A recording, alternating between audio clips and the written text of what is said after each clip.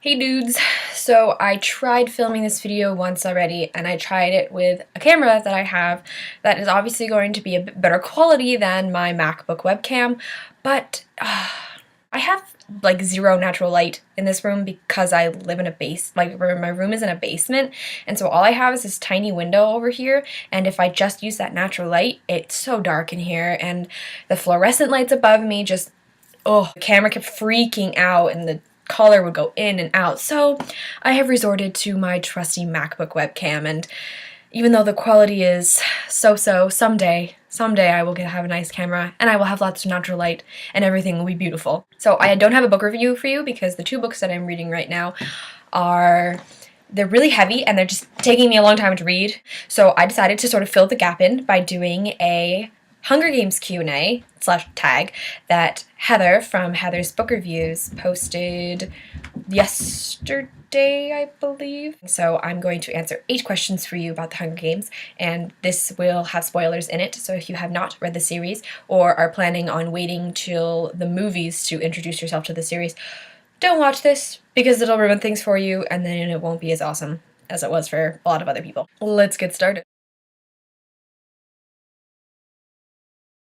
My favorite character is Finnick, and I like Finnick even though he wasn't in all of the books. When he was first introduced, everybody, including myself, was led to believe that he was a sketchy character, but he was actually awesome.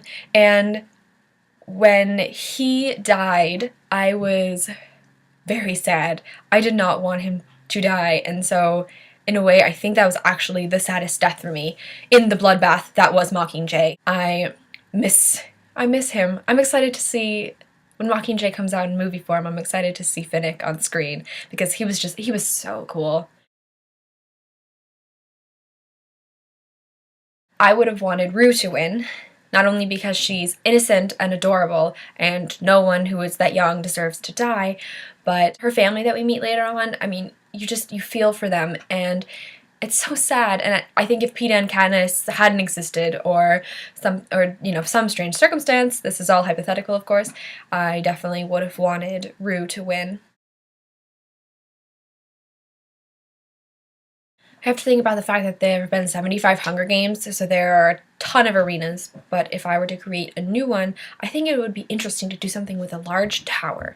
And this is dystopian future, so you can assume that they have the ability to build like huge skyscrapers.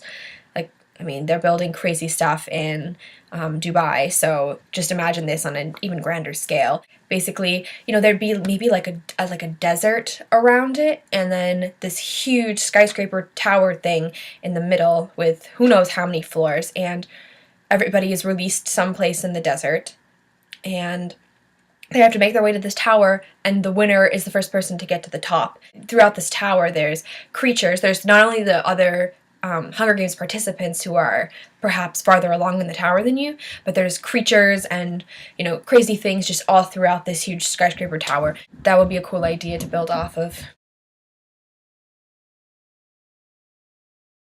I like dystopia a lot. It's so creepy to think that this future could happen, but it doesn't quite seem like it can happen, but it's like so close. I mean, the way the Hunger Games dystopia setting takes place in America and all the different districts, you can almost sort of figure out where they are. In the United States, that's so cool, and it just adds this realism to it. And it makes the story seem that much more possible because it is based in a place that you can recognize. So if I was talking to somebody who had never read the books and I was trying to equate it to something in today's society, what would I use? And I think child soldiers in Africa that are basically stolen away from their families, or their families are killed, and they have to kill not only other children, but adults as well, and that is just so horrible. And that's exactly what the Hunger Games is like. These children are ripped from their families, except for if you're in the higher districts and you are like basically bred to do this.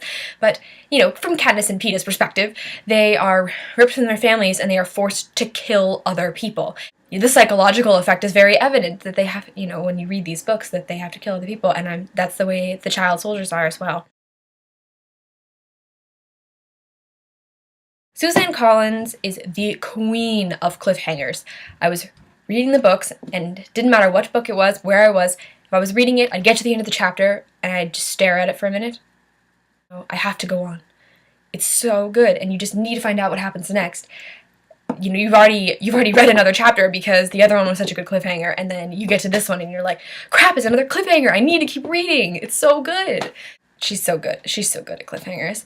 In terms of things that I don't care so much for her writing style, she writes pretty succinctly a lot of the time. Once again, there's not a lot of eloquent flourish. I mean, it's in there on occasion. It doesn't really carry on throughout the book, and if you've seen my review of 13 Reasons Why, you already kind of know that I like when things are eloquent and they sort of flow a little bit better, and it isn't jarring one right after another. So that's the only thing that I don't really care for. If there were to be more Hunger Games books, they would have to be on somebody else. They can't be on Katniss and Peeta. That story has already been told. That time period has already been taken care of. It would be the best if she went into the past and talked about maybe some of the tributes from earlier times who also showed up in the Hunger Games series, and maybe focused on their Hunger Games. That would be the most interesting to see, like Haymitch and people like that. A huge Hunger Games expansion and just talk about all these different characters, and she could intertwine them. I mean, it could be so epic if she decided to do something like this, but because Hunger Games is not like, it's not a high fantasy series or high dystopian series, it's for young adults, nothing like that's gonna happen. But it'd be cool if it did. Jennifer Lawrence as Katniss is perfect. I saw her in Winter's Bone originally. It's the first time I was ever introduced to her, and she was so good, and she played a tough character in that movie as well. It's great that she's doing that.